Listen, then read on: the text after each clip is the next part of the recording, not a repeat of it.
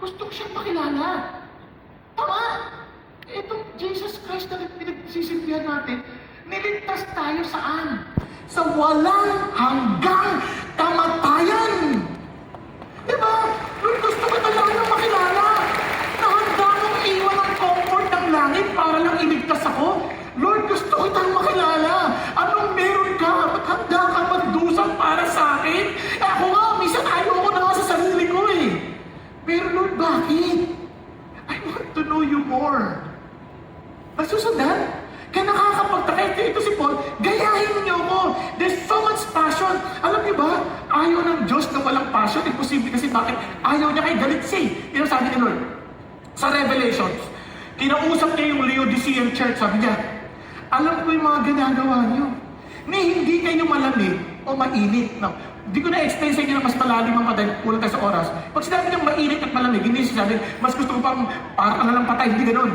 Pag sinabi niyang malamig, it's so refreshing that it brings energy doon sa umiinom. So nagbibigay siya ng refreshment.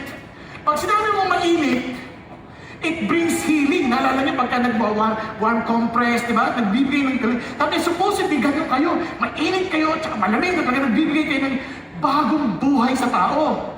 Sabi niya, pero dahil kayo ay lukewarm, ano yung lukewarm? Malahininga. Sabi niya, hindi ka mainit, hindi ka malamig, nakakasuka ka.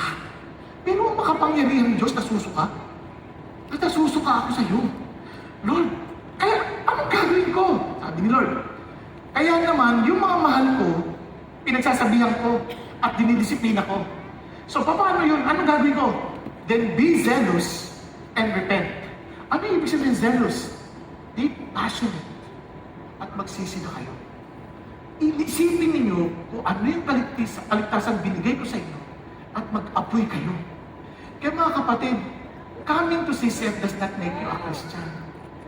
It is experiencing Jesus Himself that you can say, He laid hold of me. Kaya naman, I keep on pressing to know Him more.